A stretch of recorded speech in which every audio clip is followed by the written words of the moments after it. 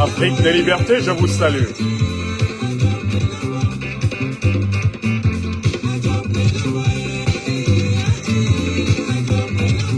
Non à la manipulation de l'histoire du Cameroun par l'imposteur pseudo-opposant politique Issa Jiroma Bakari.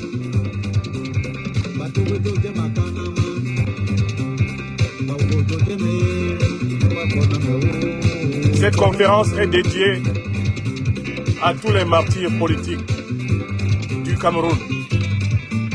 Depuis la période de la traite négrière jusqu'à cette année 2025. Merci d'écrire Good Life et merci de partager.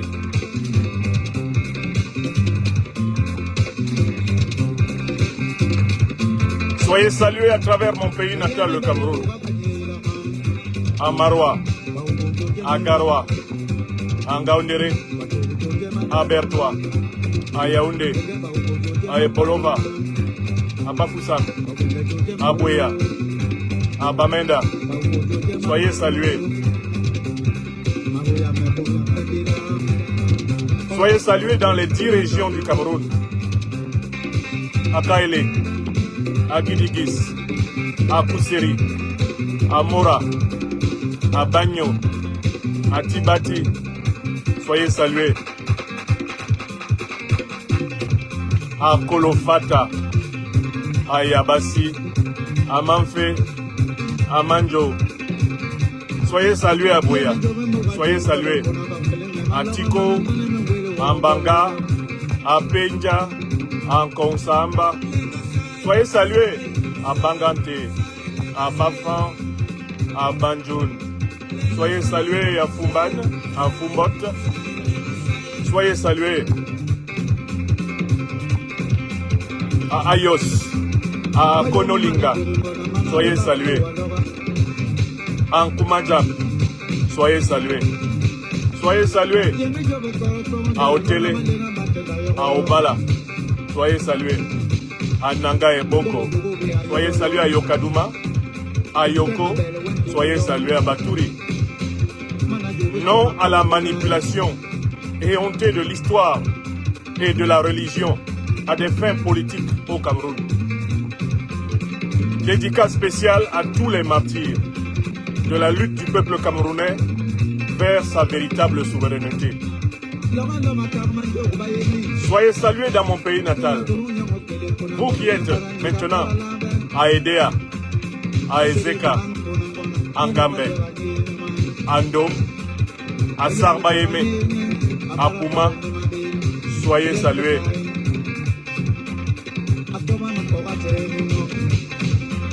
À Fonjo Mekwet, soyez salués.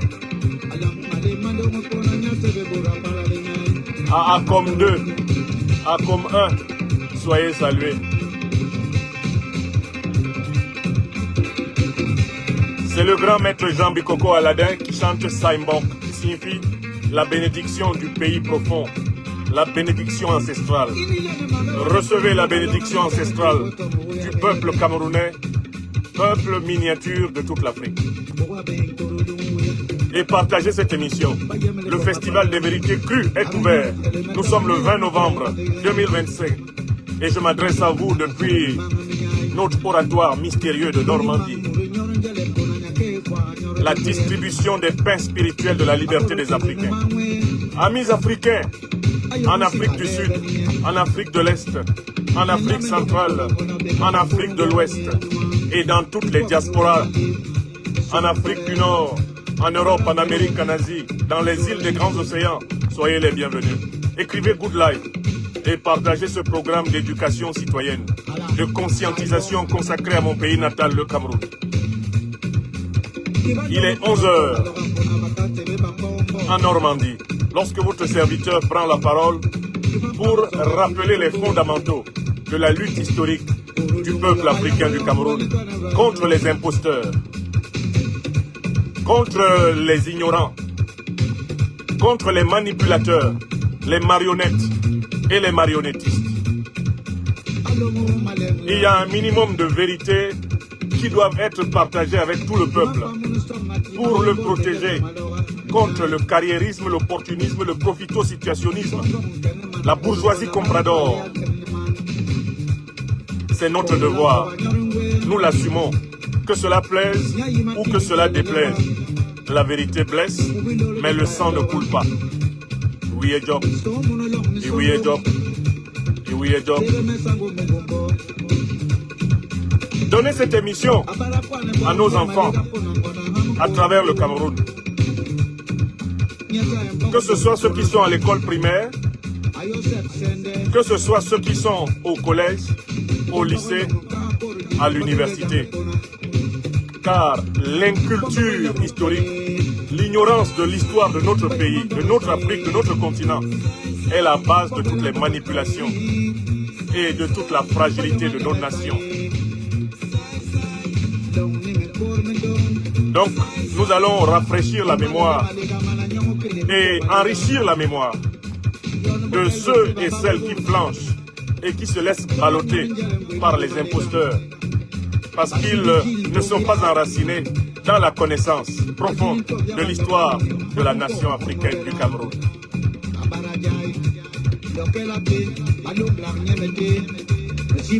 Les fidèles parmi les fidèles sont là. Est-ce que vous avez partagé le programme? Partagez l'émission.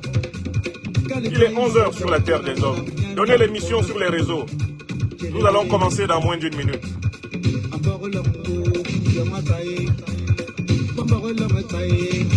Sai sai, sai sai, sai sai, sai sai. Bisai, dans la langue bassa, signifie la bénédiction. Recevez et méritez la bénédiction du Tout-Puissant à travers nos ancêtres angélisés. Sai sai, sai sai, sai sai, sai sai, sai sai, sai sai. Camerounaises, Camerounais, Africaines, Africains. En ma qualité de serviteur leader national du mouvement des Lions et Lions indomptables de la libération panafricaine du Cameroun, il me paraît nécessaire de prendre la parole en ce 20 novembre 2025 pour attirer l'attention du peuple camerounais, des peuples africains, contre la manipulation de l'histoire de la nation africaine du Cameroun par l'un de ses plus grands fossoyeurs. Le dernier imposteur apparu comme un champignon, un cheveu dans la soupe dans l'opposition camerounaise, sous le nom de Issa Tiroma Bakari, en abrégé IBT. Cette émission, je tiens à vous le rappeler, amis présents sur tous les continents, est dédiée à l'ensemble des Camerounaises et des Camerounais qui ont été assassinés. De la période de la traite négrière à ce jour du 20 novembre 2025 pour avoir contesté la domination coloniale, la domination néocoloniale, la domination despotique des régimes Ahidjo et Biya, la domination sous toutes ses formes. En effet, ces dernières heures, nous avons pris connaissance d'une déclaration de l'imposteur qui s'autoproclame président élu du Cameroun, alors même, précisément, qu'il n'y a pas eu élection au Cameroun, et qui, pour cela, prétend pouvoir appeler le peuple camerounais à respecter le 21 novembre, c'est-à-dire demain, une journée de deuil national pour la mémoire de nos frères et sœurs assassinés par le régime de Paul Biya pendant la parodie qu'ils ont appelée élection. Le 12 octobre, avant et juste après. Je viens ici d'abord rappeler qu'en effet, ces Camerounaises et ces Camerounais qui sont tombés méritent que le peuple observe un deuil pour eux. Mais ce deuil ne doit pas se dérouler dans des conditions de manipulation, de traficotage, de mémoire sélective. Et ce deuil ne doit pas se dérouler dans le cadre d'un plan de capture du pouvoir politique par l'oligarchie criminelle de Biapol, dont Issa Chiroma Bakari demeure un serviteur complet et loyal, comme je vais le démontrer encore. Je veux dire qu'il est hors de question d'accepter qu'on appelle notre peuple à respecter un deuil national, alors même que celui qui appelle à respecter ce deuil national est complice de ceux qui ont tué. Et qu'ils jouent leur jeu depuis sa jeunesse. Alors, quelle est la méthode que je vais suivre pour démontrer que l'appel d'Issa Chiroma Bakari est incongru, déplacé, illégitime? C'est un appel immoral, c'est un appel diabolique. Car quand on a contribué à faire autant de mal à un peuple, c'est pas par là qu'on commence. Je vais le démontrer d'une manière très simple. Je vais d'abord prendre les actes posés ces derniers mois. Je vais prendre ces 6 derniers mois, les actes posés par M. Issa Chiroma Bakari. Ces actes suffisent à démontrer qu'il n'est pas digne d'appeler le peuple camerounais à une commémoration de cette importance. Ça, c'est le premier moment. Les faits, les actes qu'il a posés et qui font qu'il n'est pas digne de confiance. Ces 6 derniers mois, depuis qu'il s'est improvisé opposant au régime qu'il a servi pendant 25 ans. Nous allons prendre les faits. Et puis, à un deuxième niveau, nous allons nous intéresser à l'histoire du Cameroun. J'ai mis à la disposition de ceux qui souhaitent apprendre, parce qu'il y en a beaucoup qui n'aiment pas apprendre, ce qui leur permet de venir brailler sur les réseaux sociaux où ils croient que les moutons, parce qu'ils marchent ensemble, ont le même prix.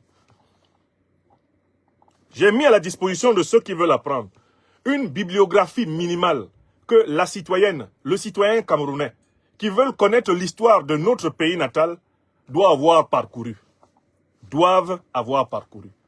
Cette bibliographie minimale est à votre disposition sur ma page Facebook Franklin Nyamsi, où se déroule actuellement le direct, et je vais la copier-coller sur les autres plateformes, YouTube, etc., pour que les Camerounaises et les Camerounais qui ne veulent plus qu'on leur raconte leur histoire aillent eux-mêmes apprendre. Parce que c'est précisément parce qu'il y a une masse de Camerounaises et de Camerounais qui ne connaissent pas l'histoire du Cameroun que des gens comme Issa Chiroma Bakari peuvent surgir devant eux et être écoutés. C'est dans l'ignorance que prospèrent les imposteurs. Et la connaissance, quant à elle, elle libère. Or, les gens qui sont manipulés en raison de leur ignorance sont les plus dangereux. Parce que les médiocres aiment le confort de l'ignorance. Ce confort leur permet toutes les outrances. Ce confort leur permet de se prendre pour ce qu'ils ne sont pas. Ce confort de l'ignorance permet aux médiocres de côtoyer les sachants et de piétiner les sachants. L'ignorance est le fondement de l'arrogance, alors que la connaissance est le fondement de la pertinence. Malheureusement, dans mon pays natal, le Cameroun, et notamment à la faveur de la révolution numérique, la révolution des réseaux sociaux, sont montés en première ligne beaucoup de gens qui ne se sont même pas imposés le devoir de connaître l'histoire de leur pays, mais qui, à la première occasion, se considèrent comme en capacité de piétiner ceux qui ont étudié l'histoire du pays, ceux qui enseignent l'histoire du pays, ceux qui connaissent l'histoire du pays. Eh bien, moi, ça ne se passe pas comme ça avec moi. Mon engagement pour le Cameroun, pour l'Afrique, est un engagement d'enseignant du peuple. Et donc, c'est par la connaissance que je me défends. La seule épée que je tiens dans ma main, c'est l'épée du savoir. L'épée de la conscience, l'épée de l'esprit. Je combats par la parole, la pensée, l'écrit et l'image. Je combats le mensonge et l'imposture par ces armes nobles qui sont les armes civilisationnelles.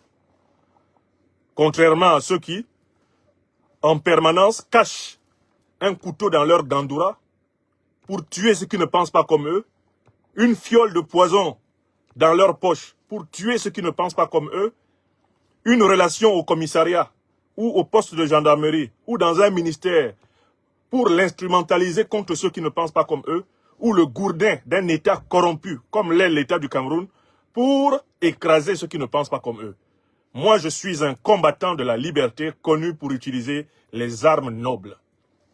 La pensée, la parole, l'écrit, l'image et le livre. Le livre. D'accord? Donc, on va aller dans cette dimension-là pour montrer aux gens qu'Issa Chiroma Bakary est un imposteur. Ce sera l'objet de la deuxième partie. Et en conclusion, nous allons indiquer à quelles conditions un deuil national est possible au Cameroun. À quelles conditions un véritable deuil national est possible au Cameroun. Et quelles doivent être justement les victimes qui doivent être prises en compte pour que le Cameroun se réveille et se libère. Parce que si le Cameroun est bloqué actuellement, c'est parce qu'on n'a vraiment jamais eu un véritable deuil national. C'est parce que notre pays est encore prisonnier des âmes errantes, de ceux qui ont été massacrés depuis plusieurs générations et qui n'ont pas été correctement enterrés. L'une des raisons pour lesquelles le Cameroun est bloqué et en retard, c'est le poids des âmes errantes, le poids des héros sans sépulture, le poids des personnes précieuses qui ont été piétinées dans ce pays et qui le sont encore. Ce poids est tel que, sur le plan psychique, mental et spirituel, le peuple camerounais est un peuple bloqué. Et tant qu'on ne sera pas capable de soulever ce poids, grâce à la connaissance qui libère, personne d'entre nous ne pourra émanciper le peuple camerounais. Car le peuple camerounais est esclave de ces sépultures qui n'ont pas été honorées, de ces héros qui n'ont pas été dignifiés, qui n'ont pas été magnifiés, qui n'ont pas été reconnus à leur juste valeur. Tant qu'un peuple piétine ses véritables héros et loue ses bourreaux, il ne peut pas être libre. Il ne peut pas être libre.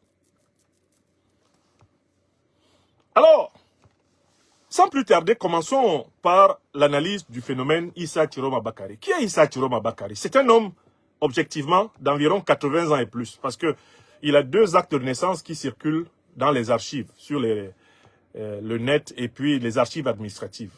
On lui donne tantôt 77 ans, mais selon d'autres calculs, il en a 80, voire un peu plus. Donc c'est un homme, c'est un octogénaire. C'est quelqu'un dont la vie est déjà vécue. Pour l'essentiel, c'est un homme qui est à l'âge où on attend noblement le rappel à Dieu. Donc il ne représente pas l'avenir du Cameroun. C'est impossible qu'il représente l'avenir du Cameroun. Il a fini sa carrière. Eh bien, sur le plan même de la comparaison des générations.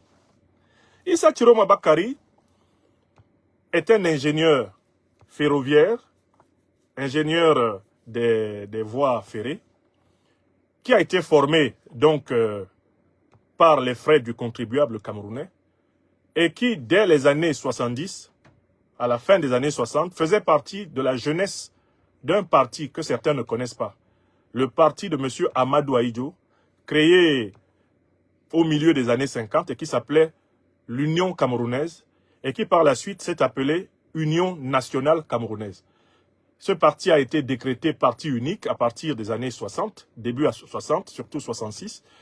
Et jusqu'en 1982, à la date de la démission d'Amadou Ahidjo, sur insistance de la puissance néocoloniale française, c'était ce parti qui était le parti unique au Cameroun. Le monsieur là, qu'on appelle Issa Chiroma Bakary, fait partie de ce parti unique. Et ce parti unique que les Français ont imposé par la violence à la tête du Cameroun, à partir donc de 1960, et par la fraude électorale et par la ruse, ce parti a accompagné l'armée française dans le plus grand crime qui ait jamais été perpétré contre les Camerounais.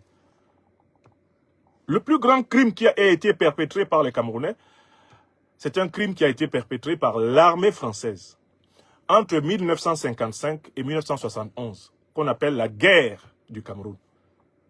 Un rapport dirigé par la professeure Karine Ramondi a reconnu les crimes de guerre, les crimes économiques les crimes contre l'humanité commis par l'armée française au Cameroun. Ce que la plupart des Camerounais ne savent pas et ne veulent pas savoir, notamment ceux-là qui marchent moutonnièrement derrière Issa Tiroma Bakari, c'est que le parti politique qui, au pouvoir, a accompagné l'armée française dans les villages pour tuer plus d'1 million de Camerounais, ce parti politique s'appelle l'Union nationale camerounaise d'Amadou Ahidjo. Ce monsieur-là, Issa Tiroma Bakari, que vous voyez à plus de 80 ans, faisait partie des jeunesses du parti génocidaire camerounais.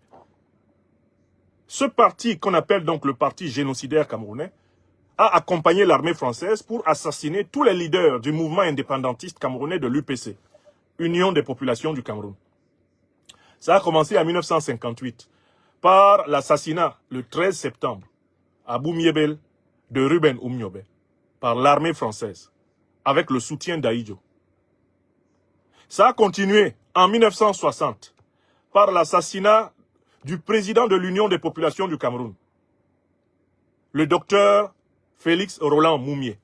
Cet assassinat a été perpétré en novembre 1960 à Genève par les services secrets français, avec le soutien d'Ahidjo. Et on connaît le nom de l'agent qui a mis de l'arsenic dans le verre de Ricard du docteur Félix Roland Moumié. Cet agent s'appelle William Bechtel. Il l'empoisonne dans un restaurant de Genève et Amadou Ahidjo en est très heureux. On a même à l'époque des félicitations de plusieurs des suppôts du néocolonialisme français à travers l'Afrique quand ils apprennent que le docteur Félix Roland Moumié est mort. Ça a continué par l'assassinat du premier docteur en sciences économiques que le Cameroun n'ait jamais connu, à savoir le docteur Castor Osende Afana. On pense même que c'était l'un des tout premiers docteurs en sciences économiques d'Afrique noire. Castor Osende Afana, c'est en 1966. L'armée française et l'armée d'Ahidjo, qui lui est au pouvoir depuis globalement 1958-59 au Cameroun, imposée par les Français, assassine Osende Afana. Le dernier grand assassinat spectaculaire auquel Amadou Ahidjo, un barbare, un sauvage, qui ne mérite aucun honneur au Cameroun, eh bien, ça a été l'assassinat public, l'exécution publique, le 15 janvier 1971, du professeur Ernest Wandié à Bafoussam. Il était le président de l'Union des populations du Cameroun et de l'armée de libération nationale du Cameroun Soumaki, qui résistait contre le colonialisme français et voulait proclamer une véritable indépendance conformément au programme de l'UPC-RDA, Union des populations du Cameroun, Rassemblement démocratique africain. Avec ses principaux dirigeants du mouvement souverainiste, indépendantiste et panafricaniste du Cameroun, mouvement de l'UPC, ont été assassinés plus d'1 million de Camerounais. Entre 1955, disais-je, et 1971 notamment. En 1960-61, Paul Biya, recommandé par les colons français, est introduit dans l'administration d'Ahidjo. Et très rapidement, il devient le bras droit d'Ahidjo, secrétaire général de la présidence de la République, et plus tard Premier ministre, et plus tard dauphin constitutionnel. Biya accompagne donc de 1961 jusqu'à 1982 Amadou Ahidjo dans tous les actes de barbarie qu'il a posés contre le Cameroun. Le monsieur qu'on appelle Issa Tiroma Bakari est un jeune de l'UNC sous Ahidjo, un cadre de l'UNC sous Ahidjo, et ensemble avec Amadou Ahidjo, avec Paul Biya, avec Belobou Maïgari, et tous ceux qui étaient membres de l'UNC, ils ont participé au génocide de plus d'1 million de Camerounais. C'est ce qu'ils ont fait. C'est ce monsieur-là qui demande qu'on fasse un deuil national seulement pour nos 30 compatriotes que son patron, Paul Biya, a assassinés ces derniers mois. C'est ce monsieur-là. Il ne demande pas de deuil national pour ceux qu'ils ont assassinés, tous ensemble, quand il était avec, tout naturellement, Ahidjo, Biya, Belobou Maïgari et beaucoup d'autres dans l'UNC, et qu'il tuait les UPCistes, et qu'il tuait les bastions du mouvement indépendantiste camerounais, allant jusqu'à plus d'1 million de morts. Ça, Tiroma n'appelle pas à un deuil national pour ça. Voilà pourquoi on ne peut pas le prendre au sérieux. quand on connaît l'histoire de notre pays. Ce monsieur de Tiroma là a voulu, avec certains de ses compagnons, rétablir Amadou Ahidjo, leur mentor, au pouvoir à partir de 1984, à partir de 1983. Il a été arrêté dans le cadre de cette tentative de coup d'État. Sous le régime de Biya, il y a fait plus de 5 années de prison. Puis, en a été libéré puisqu'il n'était pas le principal responsable de l'opération de tentative de retour au pouvoir, en effet, de Ahidjo ou de ses partisans. Quand il est sorti de là, il avait déjà été frappé du syndrome de Stockholm, c'est-à-dire ce phénomène qui fait que la victime devienne idolâtre du bourreau. La victime devient amoureuse du bourreau. Quand il sort de là, il adhère à un parti héritier de l'UNC qui s'appelle l'UNDP, qui a été créé dans les années 90 par Bello Bouba Maïgari et d'autres de ses compagnons. Mais très rapidement, il est coopté par Biya. Biya va l'utiliser contre Bello Bouba Maïgari, va le débaucher, le retourner contre Bello Bouba Maïgari. Il va trahir dans l'UNDP et rejoindre le régime de Paul Biya, dont il va être un ministre pendant 25 ans. Et pendant 15 ans, il va être le porte-parole. Pendant une quinzaine d'années, il va être le porte-parole du gouvernement camerounais. Et pendant toute la période en question, c'est lui qui est chargé de justifier à la télévision, à la radio camerounaise, tous les crimes que Paul Biya va commettre. Tous les crimes que Biya commet, notamment après les élections de 92, en montant après les élections de 92 jusqu'en 2025, Tiroma les a justifiés. Il était chargé de laver plus blanc que blanc pendant plus de 15 ans pour ce régime. C'est ce monsieur-là. Biya a assassiné des Camerounais dans les années 90, quand il revendiquait la victoire de Nidjon Frundi. Tiroma n'appelle pas à un deuil national pour cela. Il n'y a jamais eu de deuil national pour cela. Biya a massacré les Camerounais dans les années 97-98, sous couvert de ce qu'il a appelé le commandement opérationnel. Tiroma était dans le régime de Biya quand on massacrait, dans le commandement opérationnel. Il n'appelle pas au deuil national pour cela. Biya a massacré des Camerounais en 2008, dans le cadre de ce qu'on appelle les émeutes de la faim. Les émeutes de la faim. Tiroma était dans le gouvernement. Et il fait partie de ceux qui ont justifié le massacre des Camerounais pendant les émeutes de la faim. Et il n'appelle toujours pas au deuil national pour ces Camerounais-là. Pour ces Camerounais-là, il n'appelle pas au deuil national pour les Camerounais victimes du génocide franco-camerounais. Il n'appelle pas au deuil national pour les Camerounais massacrés dans les années 80 par Biya Paul. Il n'appelle pas au deuil national pour les Camerounais que Biya a massacrés dans les années 90, période à laquelle il a rejoint le régime Biya. Il n'appelle pas au deuil national pour les Camerounais dont il a justifié le massacre à la télévision, en tant que porte-parole du régime de Paul Biya, tout au long du début des années 2000. Je parle ici de 2008, les émeutes, où mon ami Jacques Tiwa trouva la mort abattu à Ndokoti, un 27 février 2008 par la soldatesse de Biya. Tiroma ne parle pas de ça parce qu'il était chargé de justifier que c'est normal. Il y a eu des exactions contre le peuple camerounais au Cameroun anglophone. Plus de 10 000 Camerounais, depuis 2016 jusqu'à maintenant, ont été assassinés au Cameroun anglophone. Tiroma n'a jamais appelé à un deuil national pour eux, puisqu'il était dans le gouvernement chargé de justifier le massacre des anglophones. Son deuil national là ne concerne pas cela. Il y a des Camerounais qui ont été massacrés autour de l'élection de 2018, puisque M. Biya, systématiquement, par la fraude, par la violence, se reproduit au pouvoir, et par le mensonge, et la caporalisation des institutions. Tiroma, en 2018, a fait le travail de justification de toute la barbarie de Biya.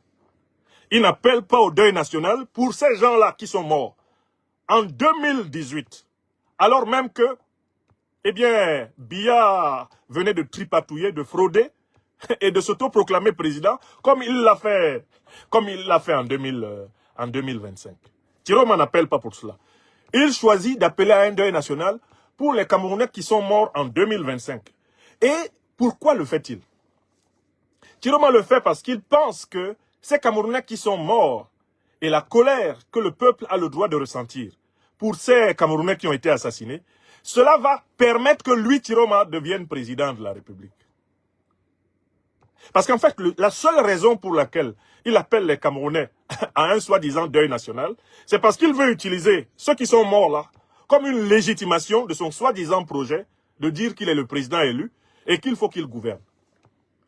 Parce que si Issa Chiroma Bakari s'intéressait à tous les Camerounais qui ont perdu la vie par la faute de l'injustice, il n'appellerait pas à un deuil national uniquement pour ceux qui sont morts parce qu'il a appelé à manifester ou parce qu'il a appelé à se mobiliser pour que lui soit président. Vous voyez que sa logique du deuil national, c'est de pleurer uniquement ceux qui sont morts pour lui. Ceux qui sont morts pour que lui, à plus de 80 ans, eh bien, parachève éventuellement sa carrière comme président. Il nous demande de les pleurer tous ensemble. Mais ceux qui sont morts, quand on assassinait autour de l'élection de 2018, où c'est Maurice Kamto qui revendiquait la victoire, Chiroma ne parle pas d'eux. Il n'y a pas de deuil national pour eux. Parce que Chiroma était du côté de ceux qui tuaient. Ceux qui sont morts pendant la répression de 2011, Chiroma ne parle pas d'eux parce qu'il était du côté de ceux qui réprimaient. Ceux qui sont morts pendant les émeutes de 2008, assassinés par le régime, ils ne sont pas dans le deuil national. Chiroma n'en parle pas parce qu'il était du côté du régime qui réprimait. Ceux qui sont morts dans les années 90, notamment à la fin des années 90, massacrés par le régime, Chiroma ne veut pas qu'on parle d'eux parce qu'il était du côté de ceux qui disaient tirer. Ceux qui ont été assassinés par le parti génocidaire UNC d'Aïdjo, de Biya, de Bello Bouba Maïgari, de Chiroma, Chiroma ne veut pas qu'on les compte dans le deuil national. Parce que là, le plus d'1 million de Camerounais assassinés entre 55 et 71, c'est tellement de sang que Chiroma ne peut pas assumer de dire « J'ai été membre des jeunesses du parti génocidaire. Je viens demander pardon. » Voilà les raisons élémentaires pour lesquelles son appel à un deuil national demain 21 novembre est une moquerie. C'est une insulte à la mémoire du Cameroun. On ne peut pas avoir participé pendant plus de 50 ans, je dis bien plus de 50 ans de sa vie, à toutes les opérations conduisant au massacre de ses compatriotes et venir choisir le dernier massacre en date pour en faire un deuil national. Uniquement parce que ce massacre-là, lui, il permet à l'individu de prétendre et d'aspirer aux fonctions suprêmes de chef de l'État. S'il doit y avoir un deuil national au Cameroun, soyons honnêtes, il doit concerner toutes les Camerounaises et tous les Camerounais qui ont été massacrés par la traite négrière, massacrés par les colonisations allemandes, britanniques, françaises, massacrés par la guerre criminelle, génocidaire de la France contre le peuple camerounais entre 1955 et 1971, massacrés par la dictature barbare d'Aïdjo, massacrés par la dictature de Biya, y compris avec la complicité, tout naturellement, d'Issa Chiroma Bakari, qui depuis les années 70 est membre du parti génocidaire d'Aïdjo.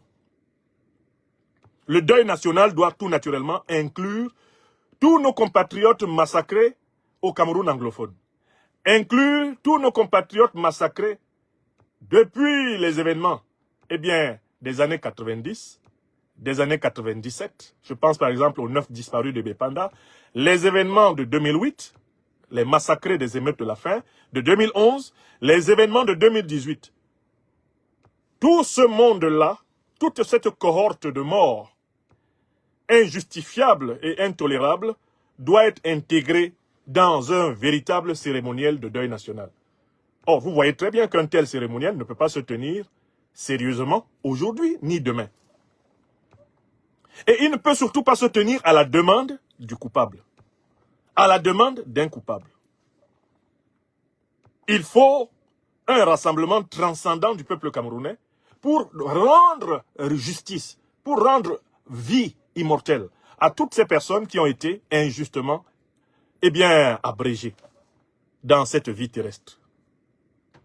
Donc, quand ce monsieur se lève et vient nous dire que le 21 novembre, il faut un deuil national, ce n'est ni du deuil, c'est de la foutaise, et ce n'est pas national.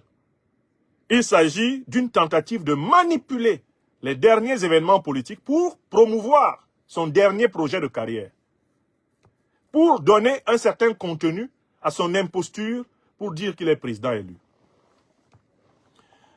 Mais je voudrais maintenant encore insister sur les événements récents. Prenons M. Tiroma au mot. Ce monsieur a dit aux Camerounaises et aux Camerounais, quand il a voulu se présenter comme le leader de l'opposition, il a dit qu'il ne quittera jamais le Cameroun. Et il a dit que même mort, il va libérer le Cameroun. Qu'avons-nous vérifié? Ne sont-ce pas ces partisans aujourd'hui qui disent que M. Tiroma est parti au Nigeria? Mais comment le peuple camerounais peut-il faire confiance à quelqu'un qui ne tient même pas la parole qu'il a tenue hier? Il a dit, je ne quitterai jamais le Cameroun. Je ne quitterai jamais ma maison. Maintenant, on apprend qu'il serait à l'étranger. Est-ce que le peuple camerounais peut faire confiance à quelqu'un qui ment dans la proximité du temps? Deuxième élément. Première hypothèse, M. Tiroma est allé à l'étranger. Mais comment a-t-il pu aller à l'étranger si ce n'est avec la permission et la facilitation des forces armées de Biya qui encerclent son domicile, à l'instant où je vous parle? Il n'y a pas un tunnel souterrain entre la maison de Tiroma et la frontière du Nigeria. Pour que Tiroma soit sorti de sa maison à Garoua, pour aller soi-disant au Nigeria, il faut qu'il ait été accompagné par les troupes de Biya qui encerclent sa maison.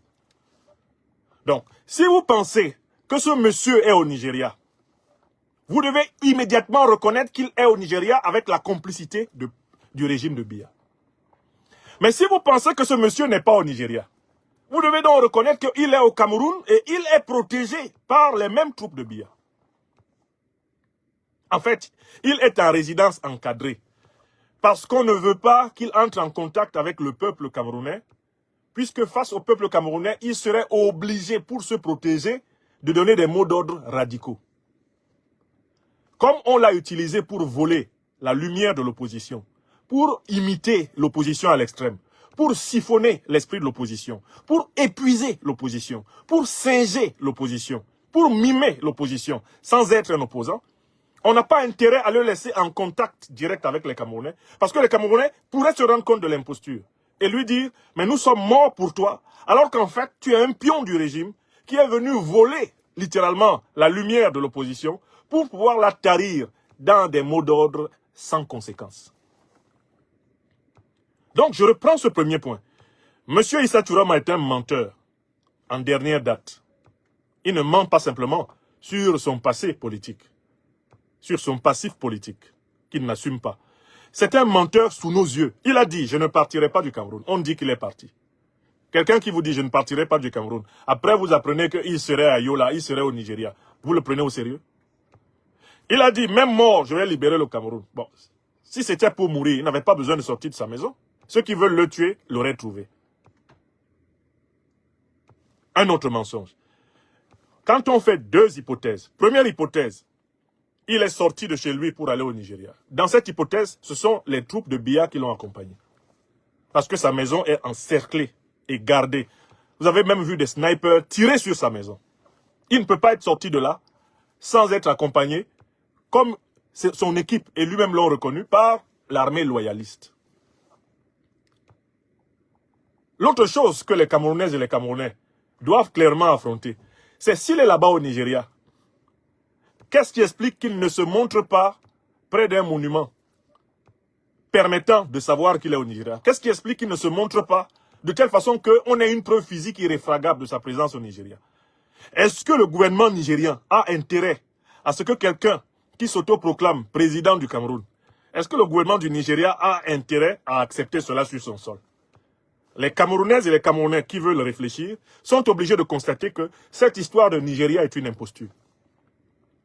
Non seulement le Nigeria n'a pas intérêt à jouer à ça, il est dans une période de fragilité telle que, s'il joue à ça, mais bientôt au Cameroun vont apparaître des imposteurs qui vont s'autoproclamer président du Nigeria, et Tinubu n'est pas dans une période de sa carrière politique où il a envie d'avoir des problèmes de cette nature. Regardez comment il a traité le cas des opposants ambazoniens qui s'étaient réfugiés au Nigeria. Il les a systématiquement, les Nigérians, c'est pas Tinubu qui était au pouvoir, je crois, à l'époque, mais ils les ont systématiquement livrés au régime dictatorial de Yaoundé. Vous vous en souvenez ou pas? Donc quand on vous dit quelqu'un qui conteste donc le régime corrompu de Biya, son patron, est au Nigeria, vous devez vous demander dans quel Nigeria il est. Un Nigeria réel? Si c'est un Nigeria réel, pourquoi il ne se montre pas réellement au Nigeria? Si vous êtes dans la ville de Yola, ben vous vous montrez à la place publique de Yola, vous sortez. Vous allez faire une vidéo sur la place publique de Yola, vous cherchez un endroit symbolique. Vous savez, moi j'étais, il y a 3 semaines, à Moscou.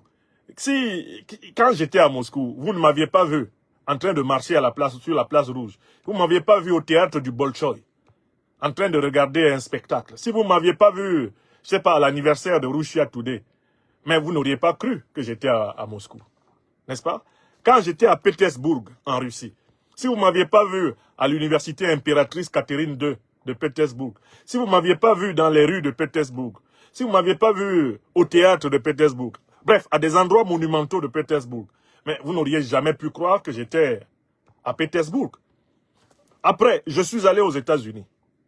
Quand j'étais aux États-Unis, certains de mes détracteurs se sont mis à prétendre que je ne suis jamais arrivé aux États-Unis, que je n'étais pas à Washington.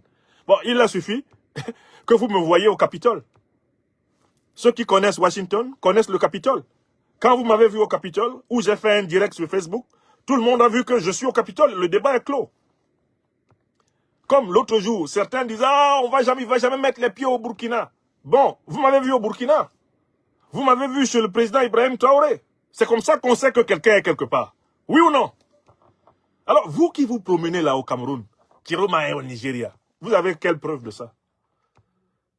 Moi, je vous dis qu'en l'état actuel de nos informations, Issa Bakari Tiroma est sous la protection des troupes de Biya. Il est gardé par les troupes de Biya et son rôle, c'est d'épuiser mentalement les Camerounais en singeant, en simulant l'opposition.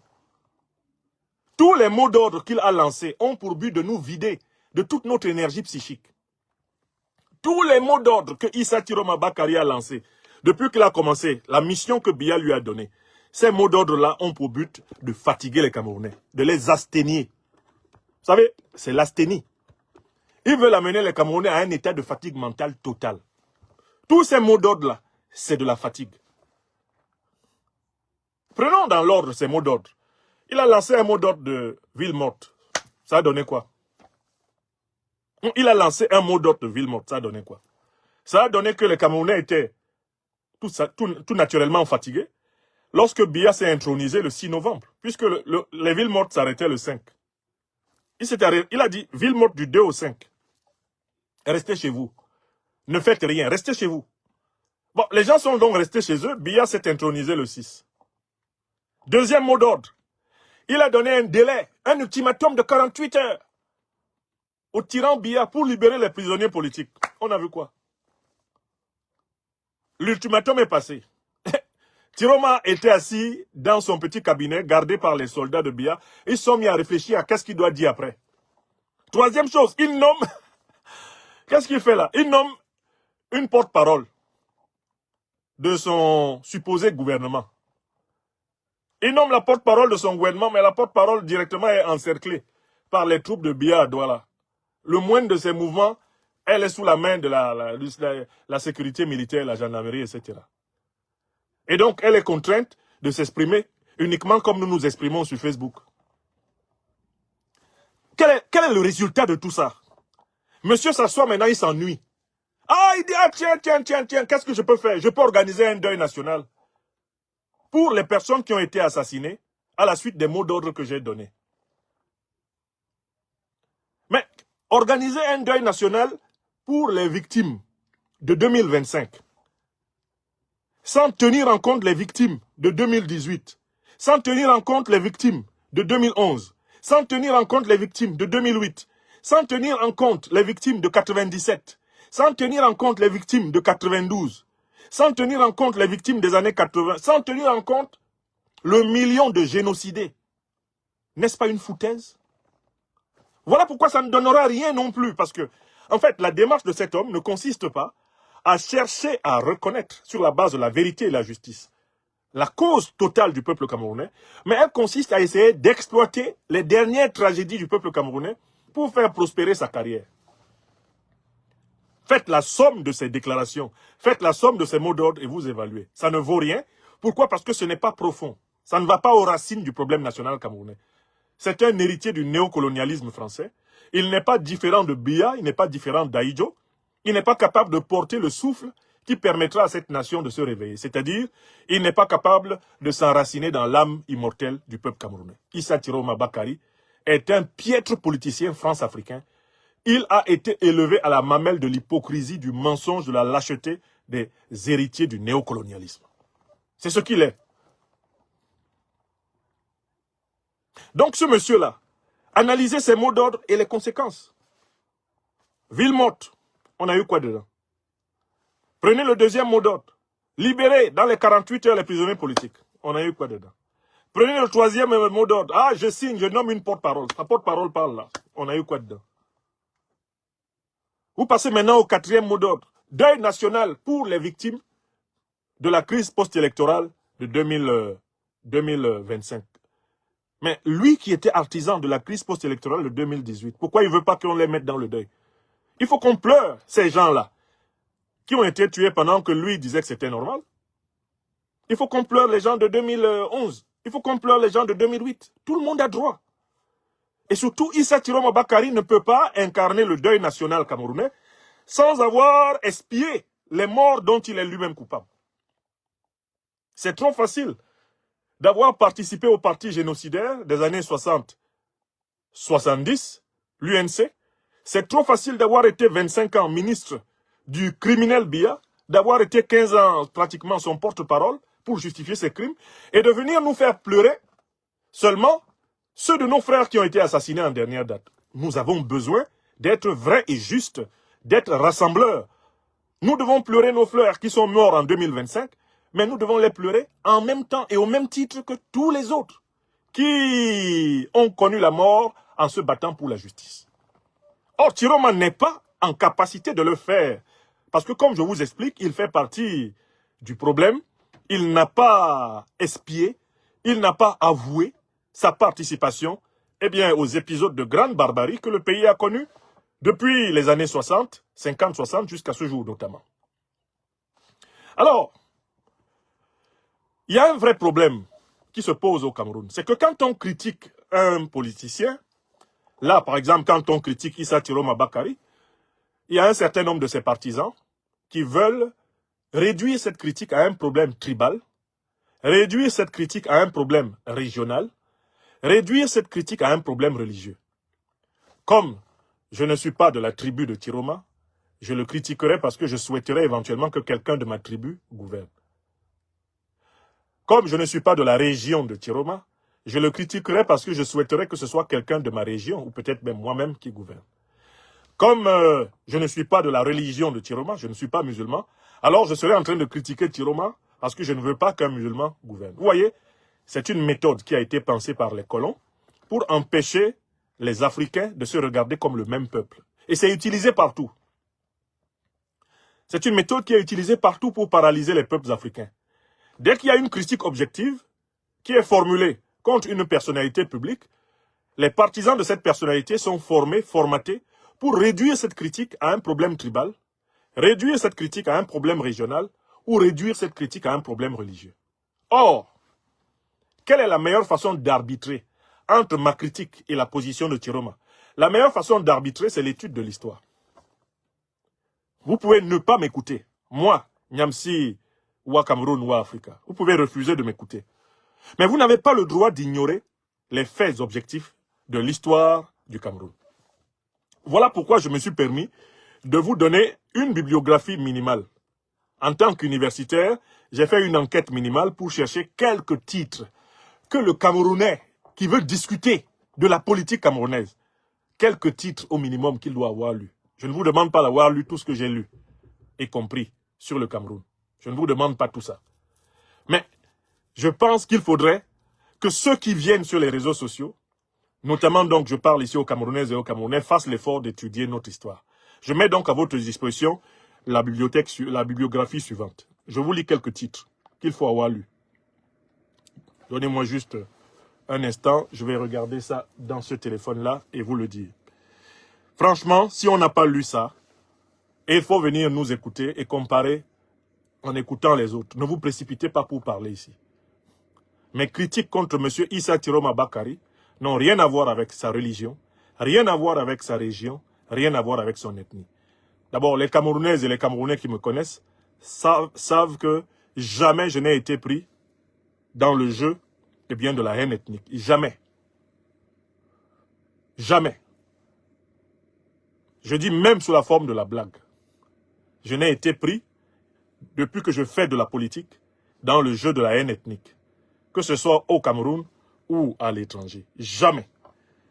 Mieux, jamais on ne m'a pris dans le jeu, par exemple, du racisme antiraciste. Moi, je ne suis pas de ces Africains, de ces Noirs qui pensent que les Noirs doivent être racistes envers les Blancs parce que des Blancs sont racistes envers les Noirs. Je suis contre le racisme sous toutes ses formes. Que ce soit le racisme d'agression ou le racisme de revanche. Je suis contre. Voilà la personne que je suis. Profondément anti-tribaliste, profondément anti-raciste. Et voilà pourquoi moi je ne marche pas avec quelqu'un parce qu'il est Bassa, ou parce qu'il est Bamileke, ou parce qu'il est Fulbe, ou parce qu'il est Bamoun. Je marche avec quelqu'un quand j'estime qu'il s'efforce d'être juste. Je marche avec quelqu'un quand j'estime qu'il est capable d'autocritique, qu'il est capable d'ajuster, qu'il est capable de s'amender, comme moi-même. Alors, voici une bibliothèque élémentaire de l'histoire du Cameroun, que j'appelle donc ici bibliographie générale. Vous pouvez d'ailleurs retrouver l'essentiel de cette bibliographie générale en interrogeant l'intelligence artificielle. D'accord? Tout le monde peut se constituer une bibliographie générale. Il y a le livre d'Achim Mbembe, La naissance du maquis dans le Sud Cameroun, 1920-1960, qui est une analyse incontournable de la période coloniale et des résistances. Je vous ai mis cette bibliographie-là sur ma vidéo actuelle sur Facebook. Il y a le livre de Victor Julius Ngor, History of Cameroon, since 1800.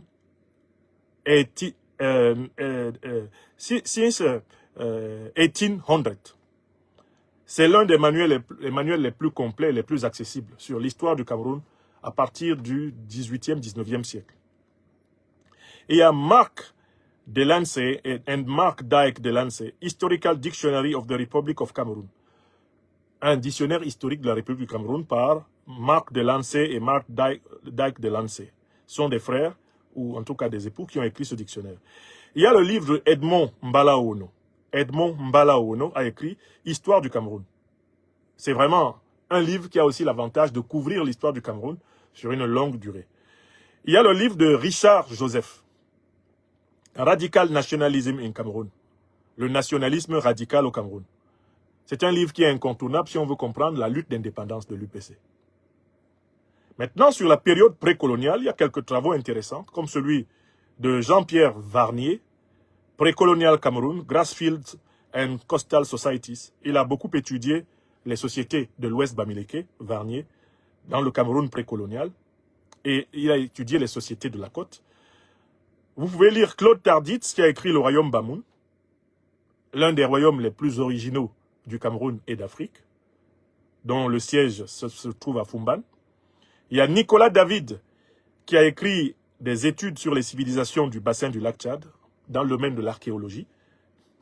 Et maintenant, sur la période coloniale, allemande, française, britannique, vous pouvez lire Ralph Austen et Jonathan Derricks, Middlemen of the Cameroon Rivers, qui explique ce qui se passait sur les côtes du Cameroun pendant la période de la pénétration coloniale. Vous pouvez lire Harry T. Norris, The Cameroon Confederation, Colonisation britannique et dualité franco-britannique. Vous pouvez lire Edwin Ardener, qui a écrit Kingdom of Mount Cameroon. C'est une étude ethnographique sur la société camerounaise de la période coloniale. Et sur la période de la décolonisation, après l'indépendance, vous pouvez lire Didier Péclar, les travaux sur les mouvements nationalistes camerounais. Vous pouvez lire le professeur Michel Ndjeouma, l'histoire du Cameroun. Vous pouvez lire encore Achim Mbembe sur la post-colonie, on the post-colony. Vous pouvez lire Francis Nyamjor, Africa's Media, Democracy and the Politics of Belonging, pour comprendre la période contemporaine de l'histoire du Cameroun. Je me permets enfin de recommander mon livre phare pour une compréhension conceptuelle de l'histoire du Cameroun. Il a été publié en 2014 sous le titre « Critique de la tragédie camerounaise ». Camerounaise avec K. Il a été publié chez l'Harmattan. Voilà une bibliothèque minimale. Je dis bien minimale parce que moi, je possède sur le Cameroun environ 500 volumes. Je dis bien 500. Moi, j'en ai 500. D'accord? Voilà le minimum que le Camerounais qui veut avoir la culture générale nécessaire pour discuter de l'histoire de notre pays doit avoir. C'est ce minimum-là que je vous ai affiché là. Même si vous pouvez parcourir 50% de cette bibliographie, vous serez outillé contre des individus comme Tiroma. Vous serez plus ballotté par des farfelus de cette nature. Parce que vous pourrez retrouver ce qu'ils ont fait quand les pires choses arrivaient à notre peuple. Bien sûr, on ne peut pas nier qu'un homme politique puisse, à un moment donné de sa vie, fasse acte de repentance. Mais pour cela, il faut qu'il ait le courage de remonter à tout ce qu'il a fait. Dans le cas de Tiroma, ce n'est pas une démarche de repentance. Ce n'est pas une démarche de pardon. C'est une démarche d'opportunité, d'opportunisme. Il s'agit de s'emparer des derniers morts de la tragédie politique camerounaise pour s'en servir comme tremplin vers la présidence de la République. Tremplin vers la primature. Car, quand même, entre-temps, on est au courant que son acolyte, Dieucam Tchameni, qui fait semblant lui aussi d'être en prison, alors qu'il n'est pas en prison, il est en résidence encadrée par les troupes de Biya. Dieucam Tchameni, là, il est dans une logique d'agent double, comme son mentor, Issa Tiroma. Anissa Ekane, ça c'est connu. C'est un agent double depuis les années 90. Il a toujours été dans tous les coups fourrés contre l'opposition camerounaise. Lui aussi, on dit que, il est en prison. Il n'est pas en prison. Ils l'ont sécurisé parce que s'il l'avait laissé, lui et Dieucam libre, il serait obligé de lancer des mots d'ordre radicaux pour se protéger de la population.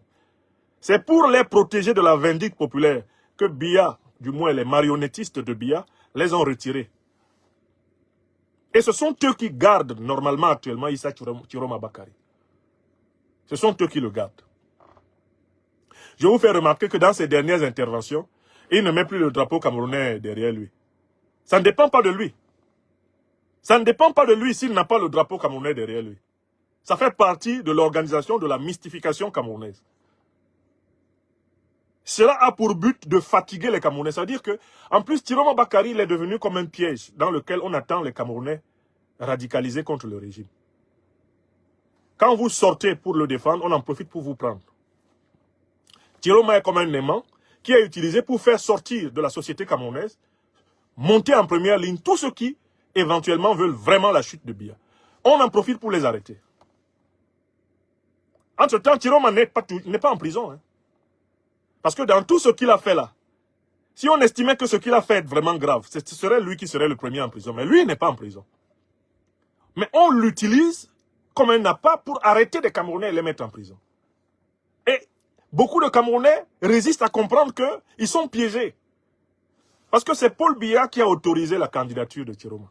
C'est le régime Biya. C'est Paul Biya qui a permis à Tiroma de battre campagne. C'est Paul Biya qui a donné des consignes aux gouverneurs, aux préfets, aux sous-préfets, aux commissaires de police, aux commandants de gendarmerie, d'encadrer la campagne de Tiroma. Le but était de voler la lumière de l'opposition. Tout a été pensé. Et même le radicalisme de Tiroma actuellement, comme vous voyez que c'est un radicalisme sans résultat, c'est parce que ce radicalisme a pour but de faire sortir de la population camerounaise ceux qui veulent vraiment en découdre avec le régime Biya. Dès qu'eux ils sortent, comme ils sont isolés, on les prend. On les met en détention sévère. Les principaux responsables, entre-temps, sont au beurre. Vous avez bien vu que Tiroma, là où il est, sa sécurité physique n'est pas menacée. Sa sécurité physique n'est pas menacée. Il mange bien, il dort bien. D'accord? C'est la situation de Dieucam Tchameni actuellement. Et de l'autre là, Anissa Ekane. Ils dorment bien et ils mangent bien. Ils sont très bien traités. En fait, on les protège des Camerounais. Parce qu'en fait, on les avait envoyés voler la lumière aux Camerounais. Voilà la vérité. Alors maintenant, ils sont dans quelle phase? Ils sont dans la phase où ils essaient d'utiliser jusqu'à la dernière fibre les mots d'ordre classiques de l'opposition. De telle façon que plus personne n'ait un mot d'ordre plus original que celui qu'ils ont avancé. C'est une stratégie pour vider l'esprit et l'opposition des Camerounais de toute substance. C'est une stratégie de vampirisation du peuple camerounais. Et c'est ce que je m'efforce d'expliquer aux gens depuis plusieurs mois, depuis plusieurs semaines. On est en train de vous vider, on est en train de vous vider de toute la capacité de résistance dont notre peuple est capable. Puisqu'on a confié les mots d'ordre de la résistance, on a confié le pouvoir d'appeler à la résistance à des gens qui ne résistent pas réellement, qui sont en réalité des doublons du pouvoir, qui sont des tops, pour manipuler, écraser, et bien vider l'opposition de toute sa capacité de lutte. Et c'est ce que les Camerounais ne veulent toujours pas comprendre. J'ai vu que certains ont commencé à comprendre. Je vois bien un changement, même sur les réseaux sociaux. Au fur et à mesure que les mots d'ordre bizarres de Issa Tiroma Bakari sortent, les Camerounais se rendent compte que, mais en fait, ces mots d'ordre, paradoxalement, renforcent le pouvoir. On lui a donné les plateformes de Jeune Afrique, on lui a donné les plateformes de TV5, on lui a donné les plateformes de... Mais tout cela renforce en fait paradoxalement le pouvoir. Parce qu'à partir du moment où les médias français disent du bien de toi, mais les Camerounais ne t'aiment pas. À partir du moment où les médias français essaient de dire du bien de toi en Afrique, les Africains ne t'aiment pas. Si tu deviens le chouchou de Jeune Afrique, le chouchou de RFI, le chouchou de TV5, le chouchou de France 24, si on se rend compte un tout petit peu de ça seulement, c'est terminé. La confiance est rompue. Or, c'est ce qu'ils sont en train de faire. Ce sont ces médias-là. Ils font donc exprès. Ils soutiennent Tiroma comme elle accorde soutien le pendu, en sachant très bien que c'est ça qui va le rendre détestable. Et le régime de Biya adore ça. Il adore le fait que, finalement, la presse, néocolonialiste française, ait choisi Tiroma comme cheval. Parce que c'est là, Tiroma concentre toute la suspicion. Il concentre toute la déception du peuple camerounais qui se dit, mais celui-là, c'est lui qui prétendait nous libérer avec le soutien de France 24, de TV5, de RFI, de Jeune Afrique, du Monde. Les Camerounais commencent à se poser des questions. Les Camerounais commencent à se poser des questions. Donc, nous autres qui ne nous laissons pas compter fleurettes, nous autres qui ne nous laissons pas manipuler, on ose prétendre que nous sommes dans la haine. Moi, je vais haïr Tiroma, pourquoi? Je n'ai aucun problème personnel avec cet homme. Je pense que je ne l'ai jamais rencontré personnellement.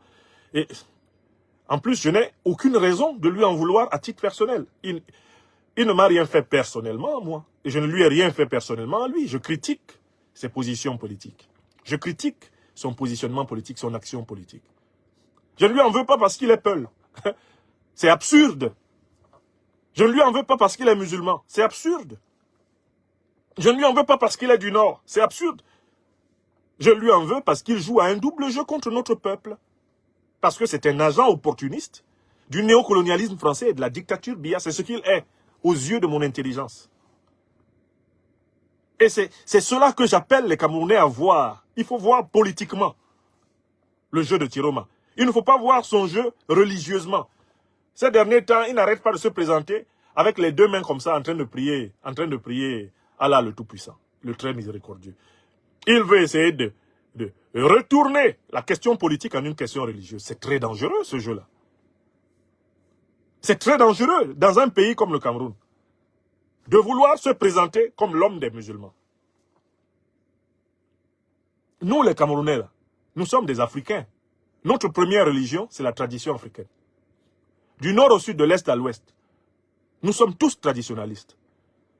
Les Africains, là, ils sont Africains musulmans. Ils sont Africains chrétiens. Ils sont Africains juifs, mais ils sont tous d'abord Africains. On est tous d'abord Africains. Et tout le monde le sait. Du nord au sud, de l'est à l'ouest, en passant par le centre.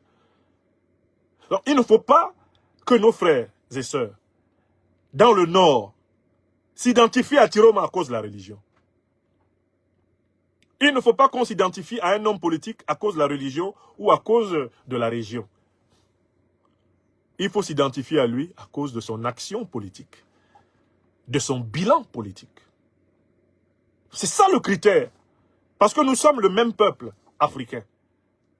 Je ne me conçois pas, moi qui ai grandi dans le pays Bassa, moi qui ai grandi dans le Vouri, dans le Nkam, je ne me conçois pas comme différent de mon frère du Mayo Danaï ou du Diamaré. Je ne suis pas différent de lui. Parce que j'ai étudié l'histoire de notre civilisation, la civilisation africaine. Sur le plan de la civilisation africaine, nous sommes une communauté civilisationnelle. Et sur le plan de l'histoire, nous sommes une communauté de destin. Je suis panafricaniste. Chiroma ne l'est pas. Il ne l'est pas.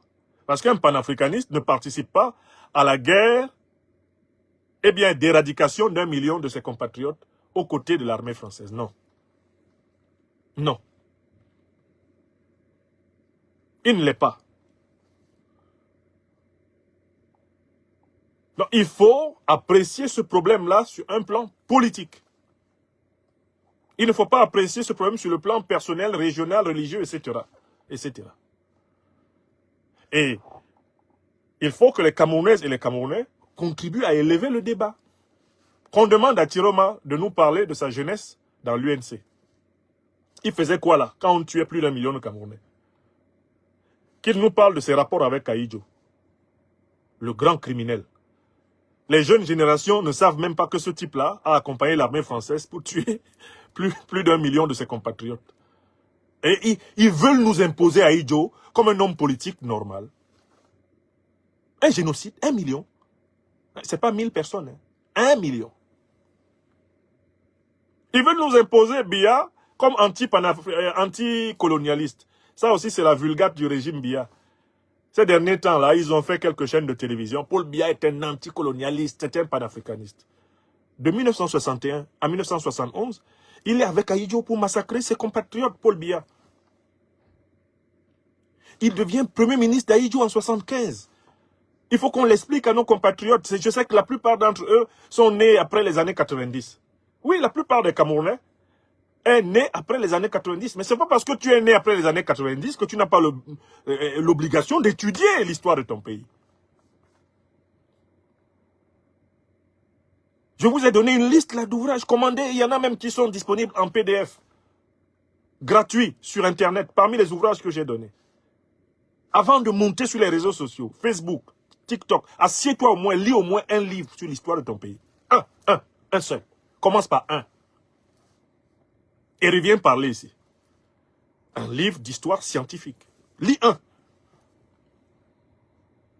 Et à ce moment-là, tu vas agir en citoyen politique.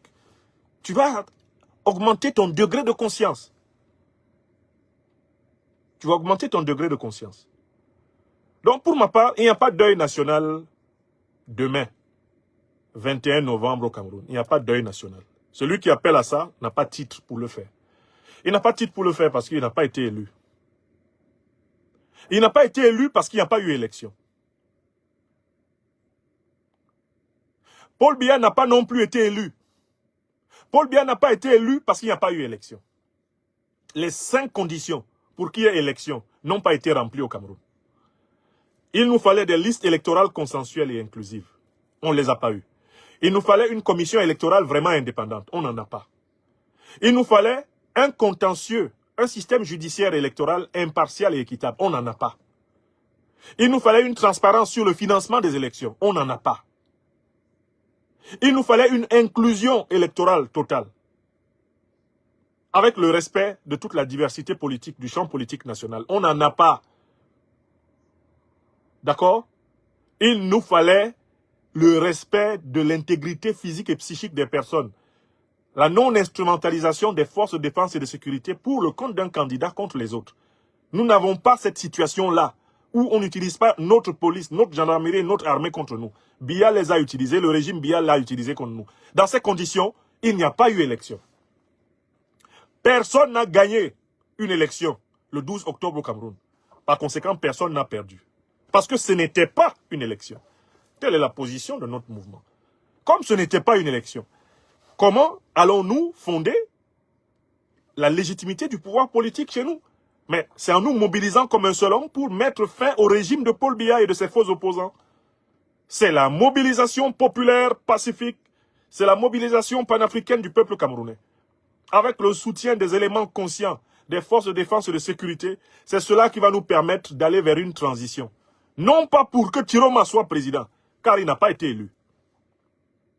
Une transition pour qu'il y ait précisément un gouvernement de transition intérimaire unissant les forces de la société civile, les forces panafricaines de la société civile et les forces panafricaines, patriotiques, républicaines de la défense et de la sécurité, en vue d'aller vers une nouvelle constitution, un nouveau référendum et plus tard, de nouvelles élections. Bref, en fait, nous devons nous débarrasser d'abord du régime de Paul Biya, instaurer une transition qui va préparer la nouvelle République fédérale. Mais on ne peut pas faire cela au nom de quelqu'un, parce que personne n'a été élu le 12 octobre. Ce n'est pas une élection qui a eu lieu. Ce n'est pas une élection. Pour que Chiroma soit président élu, il faut qu'il y ait élection. Or, il n'y a pas eu élection. Donc, il n'y a pas de président élu. Ni Chiroma ni Biya ne sont présidents élus du Cameroun. Ce sont des imposteurs. Biya est dans l'usurpation et Chiroma est dans l'usurpation. Les revendications de Chiroma ne valent pas plus que celles de Biya. Ce sont tous des usurpateurs. Chiroma lui-même, dès le 13 octobre, le lendemain du dimanche, il s'autoproclamait président élu. Sur quelle base? Il n'a pas de liste électorale. Il n'a pas de PV. Il s'autoproclame président élu. Biya, lui, n'accepte même pas qu'il y ait liste électorale. Il fabrique des PV imaginaires et il s'autoproclame président élu. Aucun d'entre eux n'a la véritable légitimité politique au Cameroun. Aucun. C'est notre position. Voilà pourquoi notre peuple a droit à la révolution. Mais qu'est-ce qui empêche notre peuple d'aller à la révolution? C'est parce que des individus entretiennent ce peuple dans l'amnésie, dans la courte mémoire. On refuse de libérer les énergies psychiques.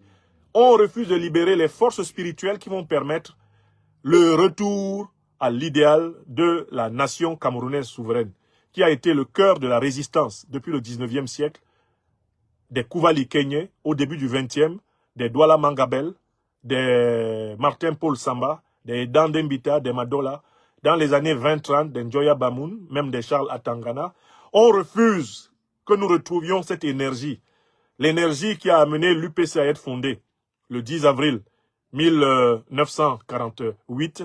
Cette énergie-là, on refuse que nous la retrouvions, celle qui a porté, eh bien, dans un mouvement de libération nationale, transethnique, panafricain, révolutionnaire, les Oumniobé, les Moumie Félix, les Osende Afana, les Ernest Wandji. On refuse que nous retrouvions cela. On veut nous proposer un Cameroun basé sur une mémoire sélective de ses martyrs et de ses victimes. Voilà pourquoi nous ne nous sentons pas encore, en tant que peuple, en capacité d'agir. Parce que notre mémoire est bloquée. Et les morts sans sépulture ont leurs âmes qui hantent le pays. Le pays est dominé par la puissance ténébreuse, par la masse ténébreuse des morts sans sépulture. Je rapporte toujours avec émotion une expérience que j'ai vécue récemment au Burkina Faso. Quand je suis allé au Burkina Faso à l'invitation des plus hautes autorités de ce pays, à la tête desquelles son Excellence, Monsieur le Capitaine Ibrahim Traoré, chef de l'État, président du Faso, j'ai eu droit à une visite du mémorial du président Thomas Sankara à Ouagadougou. Ce mémorial, qui a été conçu par l'extraordinaire, le sublimissime architecte, eh bien, Kéré, ce mémorial accorde au président Thomas Sankara et à ses compagnons tombés le 15 octobre 1987 une sépulture qui est en même temps un message d'espoir, un message d'espérance. Une sépulture qui est en même temps un message de solennité, de sacralité, de dignité. Et pendant la présentation eh bien, du mémorial Sankara, le guide, très inspiré, a dit une chose qui m'a ramené à la situation de mon pays natal. Il a dit, on s'accorde chez nous ici au Burkina Faso à dire que depuis le jour où nous avons correctement et dignement enterré le président Thomas Sankara, la vie de notre nation a commencé à se redresser. Je recommence ce que le guide a dit, la phrase que je n'oublierai jamais. Chez nous, ici au Burkina Faso, tout le monde s'accorde à reconnaître que nous avons recommencé à vivre comme une nation, que nous avons retrouvé goût à notre vie comme nation, après avoir correctement enterré le président Thomas Sankara et ses compagnons. C'est-à-dire que l'inhumation monumentale, la reconnaissance historique de Thomas Sankara et ses compagnons a joué un effet, a eu un effet thérapeutique sur la mémoire, l'esprit collectif des Burkinabés. Si les Burkinabés se portent mieux aujourd'hui, si sous Sankara II, à savoir le capitaine Ibrahim Traoré, le Burkina Faso est devenu de nouveau un phare de la nation africaine. C'est parce que ils ont réussi à enterrer dignement les héros de leur nation. On ne peut pas faire des deuils sectoriels, des deuils par petits morceaux, comme celui que Tiroma propose, et résoudre le problème camerounais. Nous avons besoin d'un authentique deuil national. Pour que toutes les victimes innocentes des tragédies que notre pays a connues, de la période coloniale à cette année 2025, soient honorées. Si nous pouvons retourner cette fatalité en espérance, nous aurons l'énergie en tant que peuple de bâtir une république fédérale exemplaire. C'est une opération psychique et spirituelle d'une très grande importance, qu'on ne peut pas confier à des amateurs comme Tiroma, qui d'ailleurs semble souffrir d'une très grande inculture historique. Parce qu'il faut soupçonner que ce type-là soit un inculte historique pour se permettre de réduire la notion de deuil national à la seule célébration des victimes de la dernière barbarie. Dans un pays, les deuils nationaux sont célébrés de tragédie en tragédie.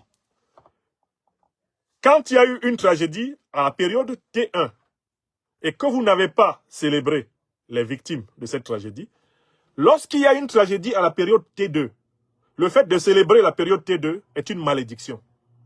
Parce qu'en réalité, là, vous mettez en concurrence les morts. Vous méprisez les morts de la période T1, vous valorisez les morts de la période T2 et vous créez donc une guerre au cimetière, une guerre dans le monde invisible. Pourquoi eux et pas nous? Ainsi parlent les âmes errantes. Et ces démons s'affrontent à l'intérieur des cerveaux. Ils s'affrontent dans la ville. Ils s'affrontent dans le quartier, dans la campagne, dans le village. Et le pays tout entier est bloqué, le pays est fou. Il y a des jours où quand tu es au Cameroun, la dernière fois où j'y ai été, c'était 2018, tu te rends compte que notre pays est fou. Je vous dis que notre pays est fou parce que les démons circulent dans la tête des gens et les démons circulent dans la ville. Ils circulent dans la campagne. Les gens sont endiablés au Cameroun. Je vous donne une scène très simple. Je marchais avec ma famille au Cameroun sur la voie des DR au quartier PK8, un quartier de mon enfance, à Prendokoti. Nous marchions sur le trottoir. Quand nous avons vu un homme en moto, les conducteurs de moto là qu'on appelle au Cameroun les bensikin, pour échapper à une flaque d'eau qui était au milieu de la chaussée, il a grimpé sur le trottoir avec sa moto, où il y avait une femme qui marchait sur le trottoir. Et il a insulté copieusement la femme en lui demandant de dégager du trottoir pour que lui y passe. Écoutez, quelqu'un qui doit rouler avec sa moto sur la chaussée monte sur le trottoir et sur le trottoir, il insulte ceux qui sont sur le trottoir. Ce n'est pas possible si on n'est pas fou. C'est un pays fou. Et pourquoi le Cameroun est-il un pays fou? Parce que les Camerounais qui méritaient l'honneur de la patrie n'ont pas été correctement enterrés. Il y a des démons dehors. Les gens sont possédés. Vous devez savoir que les âmes errantes entrent dans les gens. Les gens qui n'ont pas été bien enterrés. Les fosses communes dont le pays est couvert et qui n'ont pas été reconnues. Ce sont des lieux où s'incarnent des forces négatives qui expliquent le retard du Cameroun.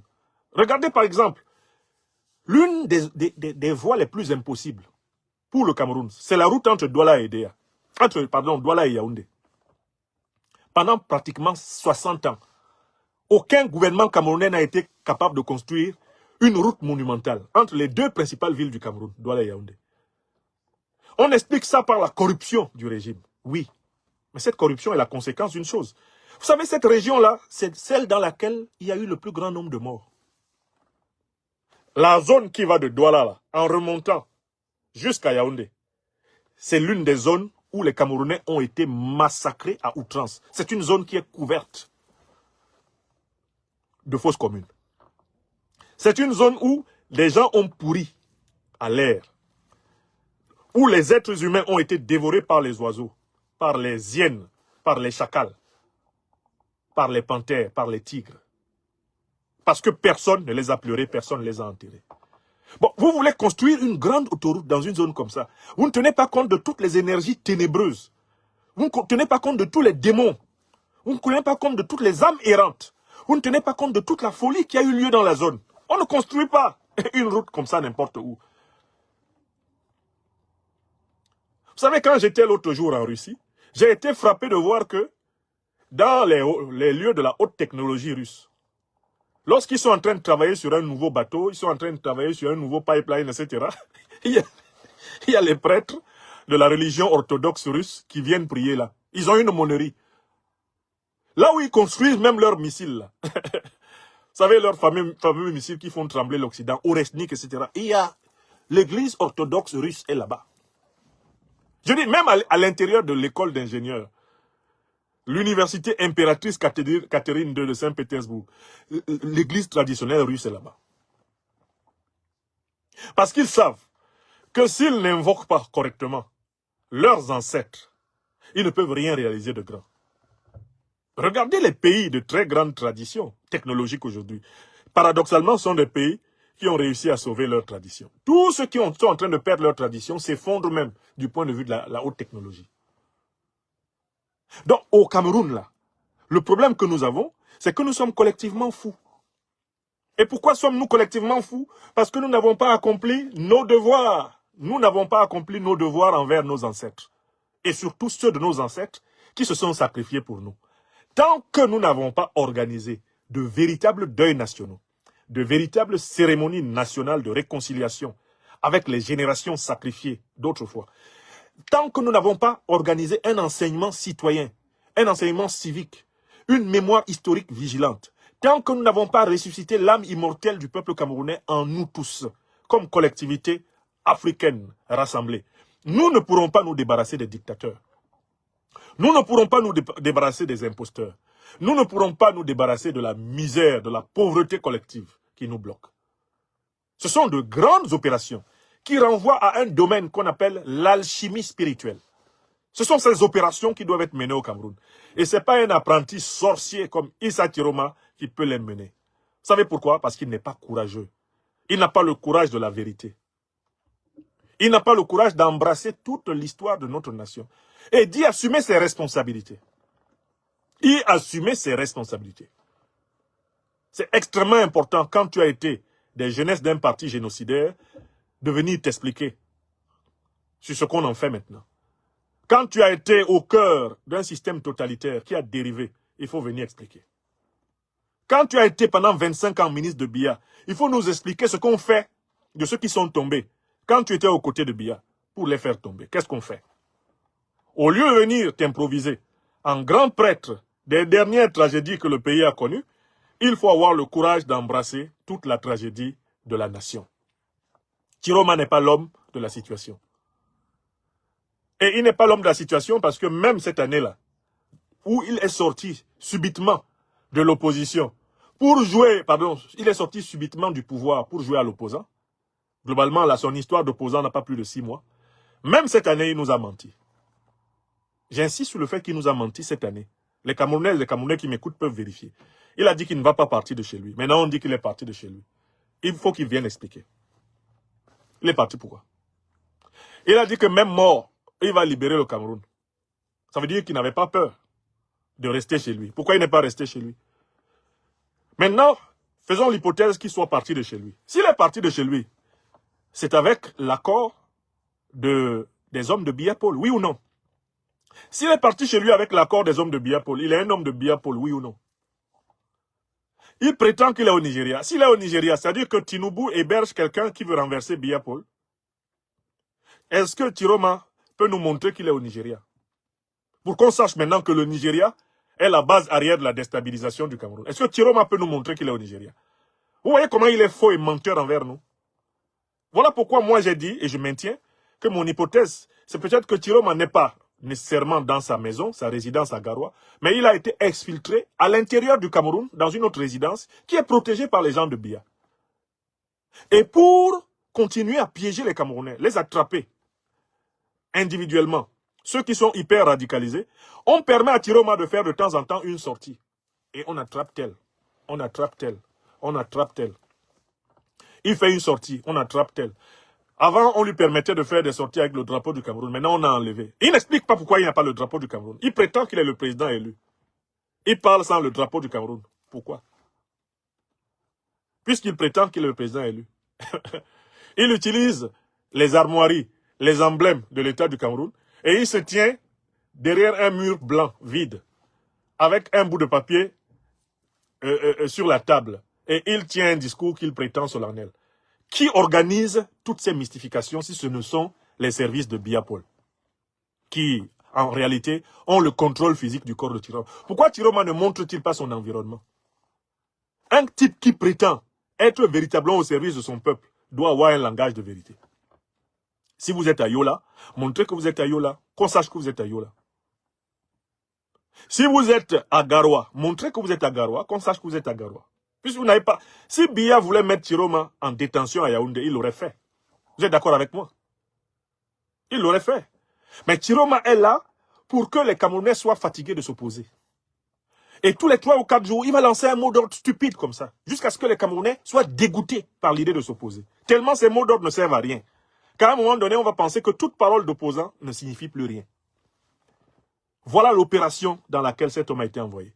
Si c'était un homme au service de la vérité et de la justice, il embrasserait toute l'histoire de nos martyrs. Il ne se permettrait pas de nous demander de célébrer seulement les derniers tombés. Parce que cela lui permet de négocier son scrapontin. Enfin, vous êtes au courant que depuis sa résidence dorée, sa résidence cajolée, Djokam Tchameni, l'un des acolytes donc de Issa Tiroma, Djokam Tchameni a pondu une lettre dans laquelle il demande une négociation avec Biya pour faire un gouvernement d'union nationale.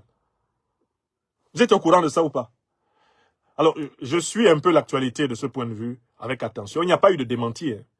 Djokam Tchameni, l'un des bras droits avec Ekane Anissé, justement de Tiroma, a écrit une lettre pour que les négociations commencent entre le groupe de Tiroma et le groupe de Biya afin de former un gouvernement d'union nationale. Vous avez vu où ça va déjà? Vous avez vu où ça va? C'était pour avoir le poste au gouvernement.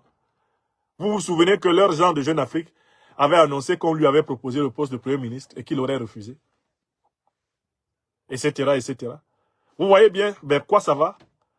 En réalité, le plan qui nous pend au nez, c'est que Biya va modifier la Constitution et il va essayer d'introduire des postes de vice-président de la République. Il va donner le poste de premier vice-président à son fils, Franck Biya.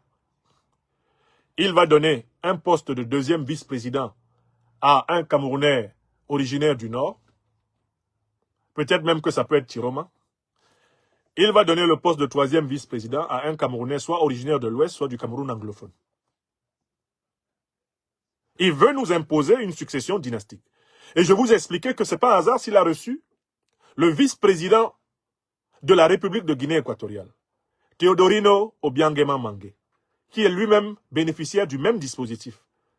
Il est le dauphin constitutionnel de son père, Teodoro Obiangema Bazogo, en Guinée équatoriale, dans le cadre de la dynastisation, de la monarchisation du pouvoir. Biya ne l'a pas reçu à Yaoundé par hasard. C'est de la communication politique subtile. C'est histoire de dire, je vous ai promis que mon 8e mandat sera consacré à la jeunesse. Voici donc que je commence à recevoir les prochains homologues de mon fils, Franck. Tout cela a pour but de nous fatiguer avant de commencer la modification constitutionnelle. Et dans le cadre de cette modification constitutionnelle, Biya va repartager, le régime Biya va repartager le pouvoir avec des oligarques du Nord, des oligarques de l'Ouest, des oligarques du Cameroun anglophone. Et en fait, tout ce qui est en train d'être fait, c'est pour écraser ceux qui pourraient s'opposer à ce processus de succession constitutionnelle. C'est un piège qui est tendu au pays. Et la seule solution contre ce piège, c'est que notre peuple s'engage à un sursaut collectif. Pas pour quelqu'un, pas pour un individu, mais pour mettre fin au système. C'est tout le système qui doit tomber. Pas pour Tiroma. Ce serait une stupidité. Je suis désolé. Un Camerounais qui meurt pour Tiroma est mort pour rien. Parce que Tiroma ne représente pas l'avenir du Cameroun et il n'a pas embrassé le passé tragique du Cameroun. D'accord? Donc les mobilisations qui doivent venir ne doivent pas être faites pour quelqu'un. Elles ne doivent pas être faites pour moi. Je ne vous demande pas de mourir pour moi. Les mobilisations qui s'imposent au Cameroun sont faites pour nous libérer du système hérité de la colonisation et la néocolonisation française. Mettre fin au système. Tiroma n'est pas quelqu'un qui peut mettre fin au système. C'est un homme du système. Ce n'est pas à 80 ans qu'il va subitement devenir révolutionnaire. Il n'a jamais été. Il nous faut une révolution. Il nous faut fonder une nouvelle république. Et c'est dans cette nouvelle république que nous allons tous nous épanouir et que nous allons transmettre aux générations de nos enfants un Cameroun fort dans une Afrique forte. Voilà ce que je tenais à dire ici. Il y aura donc un grand deuil national du Cameroun quand le régime Biya sera tombé. Pas avant. Nous ne pouvons pas aujourd'hui organiser un véritable deuil national au Cameroun.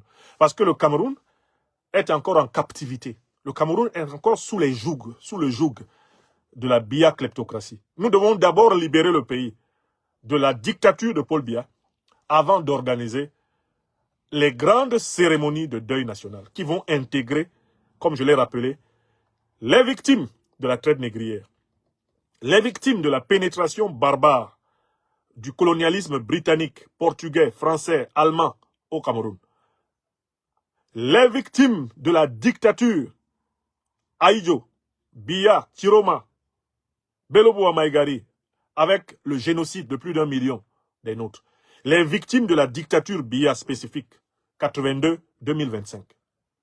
On doit toutes ces victimes-là les célébrer, sans oublier tout naturellement celles du Cameroun anglophone. C'est un très grand cérémoniel. C'est un mois entier au moins qui sera consacré à honorer, région par région, ville par ville, village par village, campement par campement, tous les grands morts du Cameroun. Tous ceux qui n'ont pas reçu l'honneur de la nation seront récompensés et le pays sera débarrassé des énergies ténébreuses qui le bloquent, qui rendent les gens fous dans les villes et dans les campagnes, fous dans les marchés, fous dans les bureaux. Les Camerounais ont des comportements névrotiques et psychotiques chaque fois qu'ils sortent dans l'espace public. L'endroit où le Camerounais est fou, c'est l'espace public. Le comportement que notre peuple a en ville, c'est le comportement d'un peuple mentalement malade. C'est un peuple névrosé. Le comportement qu'on a dans les marchés, le comportement qu'on a dans les administrations, le comportement qu'on a dans les ambassades du Cameroun, c'est le comportement d'un peuple collectivement malade, qui est possédé par des démons. C'est un grand exorcisme national qui va libérer le Cameroun. Ce n'est pas les machins de Tiroma, les Tiromettes. Ce ne sont pas ces petites bûchettes-là qui vont libérer le Cameroun. Est-ce que vous comprenez? Et en attendant, pendant que cette lutte est en train de se faire, Camerounaises, Camerounais, cultivons-nous. S'il vous plaît, soyons les meilleurs spécialistes de notre histoire.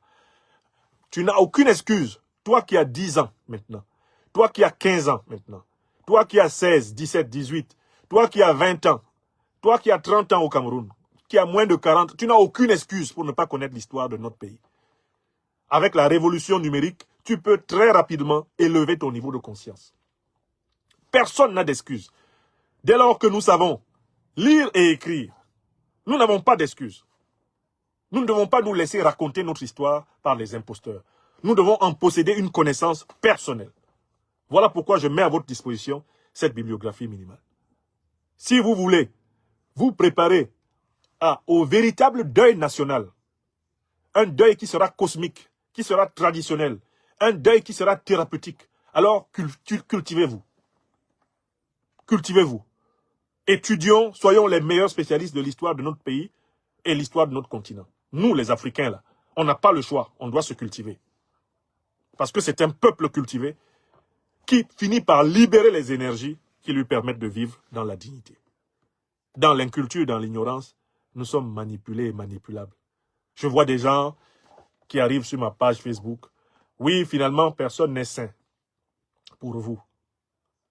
Mais écoutez, pour que vous soyez capable de remettre en cause mes conditions, faites l'effort de lire le quart, d'apprendre le quart de ce que je sais. Parce que pour me contester là, dans un débat, si par exemple on vous a mené à la télé face à moi, bon, la plupart d'entre ceux qui sont venus là, j'en fais du méchoui. Dans un débat, argumenter, vous ne pouvez pas. Il est plus facile de venir ici sur ma page Facebook, me traiter de tous les noms d'oiseaux, comme vous le faites, que de m'affronter. On me donne Tiroma là, on me le donne. Dans un débat poli, civilisé, argumenté, j'en fais du confetti. Tiroma ne peut pas débattre de politique avec moi. Qui plus est, si on entre donc dans la discussion sur l'histoire de notre pays, Envoyez Tiroma. Si vous envoyez Tiroma, vous n'êtes pas gentil. Il ne pourra pas tenir. Il n'a même pas la culture historique nécessaire pour diriger le Cameroun. Oui! Donc, quand vous venez sur des pages de gens comme nous, sachez que vous êtes en train de vouloir gratter un monument. Quand vous prétendez que moi, je dois aligner ma compréhension de l'histoire de mon pays sur quelqu'un qui ne comprend pas l'histoire de mon pays. Moi, je ne peux pas aligner ma compréhension du Cameroun sur Tiroma. Parce que Tiroma ne comprend pas le Cameroun comme moi. Il n'a pas travaillé sur l'histoire de mon pays comme moi. Il suffit que je l'écoute. Et je sais, rien qu'à sa manière de pratiquer l'anglais camerounais, que c'est un type qui ne s'est pas sérieusement cultivé. Oui! Il ne s'est pas sérieusement cultivé. Il y a beaucoup de Camerounais très cultivés, hein, mais pas lui. Et ce n'est pas lui qui va se placer devant nous et organiser un deuil national. Il a quelle compétence pour ça? Il a quelle compétence pour ça? Si on lui demande de restituer l'histoire de la tragédie camerounaise, et ce Tiroma peut tenir 1 heure d'exposé, avec des dates, des lieux précis. C'est la condition. On ne s'improvise pas organisateur de cérémoniel de résurrection nationale. On ne s'improvise pas, monsieur. C'est du travail, là.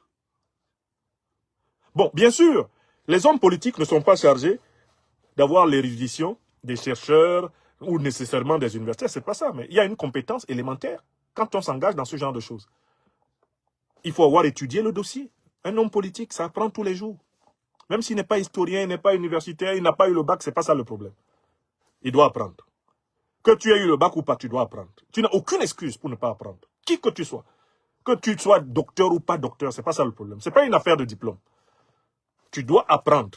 Il ne faut pas parler de sujets pour lesquels tu ne fais aucun effort. Toi aussi, tu penses que ton nom a la même valeur que le nom de quelqu'un qui sait. Je ne parle pas le nom, hein, au sens de la nomination. Je ne parle pas du nom au sens de la nomination. Je parle du nom au sens de la négation. Toutes les négations ne se valent pas. Hein. Quelqu'un qui dit non avec des arguments et des connaissances est plus intéressant que quelqu'un qui dit non parce qu'il connaît le mot non. Gang, gang, babou. Chacun peut dire ça. Même les enfants, quand ils commencent à parler, les parents sont émerveillés quand l'enfant leur dit pour la première fois non.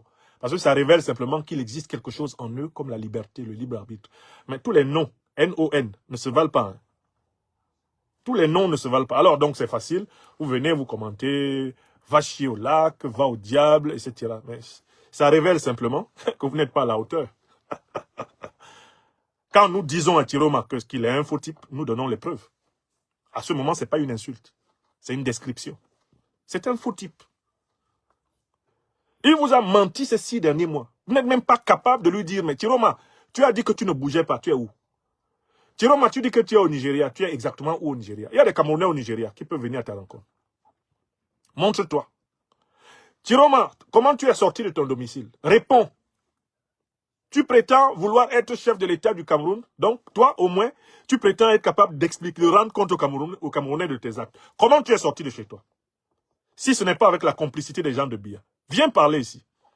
Où tu es actuellement? Pourquoi tu n'as plus de drapeau derrière toi? Il faut venir t'expliquer. Voilà ce que des gens avertis dans les tactiques, les micmacs de la politique savent. Ce n'est pas des niais qui viennent sur les réseaux sociaux et reproduisent « Ah, tu es contre ceci, tu es contre cela. » Non, Camerounaises, Camerounais. Il va falloir que nous aimions la vérité. Il va falloir que nous souffrions d'entendre la vérité, même quand elle ne nous plaît pas. Ça va être dur, hein, mais il n'y a pas d'autre chemin. D'accord? Donc, demain, il n'y a pas de deuil national. Moi, je n'aime pas les foutaises. Il n'y a pas de deuil national au Cameroun demain. Il y aura deuil national quand nous nous serons débarrassés du régime de Paul Biya. Tilana, écrivez ça. Il n'y a rien demain au Cameroun. Pour les lions et lions indomptables de la libération panafricaine du Cameroun, dont je suis le serviteur leader national, c'est le mot d'ordre. Pas de deuil national tant que nous n'avons pas mis fin d'abord à l'endeuilleur national principal, le régime criminel néocolonial de Paul Biya. Parce qu'il nous empêchera de tenir de véritables cérémonies de deuil national tant qu'il sera au pouvoir, Biya Paul. Nous devons mettre fin au régime qui nous empêche de pleurer correctement nos morts, pour pouvoir les pleurer correctement. D'accord?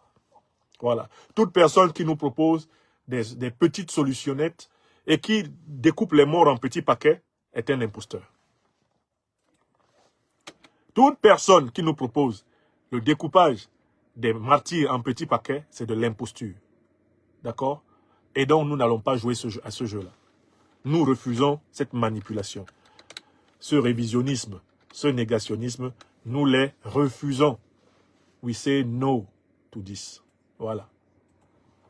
Voilà ce que je voulais faire entendre et j'espère l'avoir bien fait entendre. J'espère l'avoir bien fait entendre. Merci à toutes et à tous d'avoir partagé cette émission qui est en fait une mise au point. Qui me paraissait absolument nécessaire. Absolument nécessaire. Merci à toutes et à tous. Alors, pourquoi j'ai pas le son? Je ne sais pas.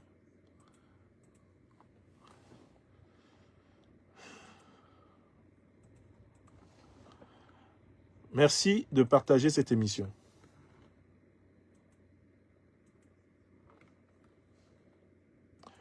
J'avais commencé avec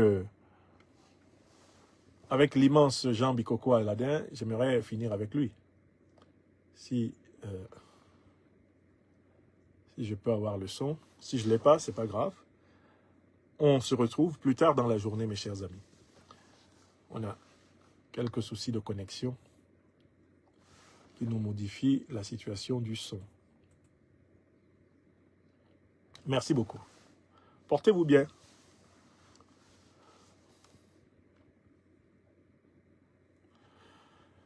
Excellente journée. À plus tard pour d'autres œuvres. Merci. Merci infiniment. Merci.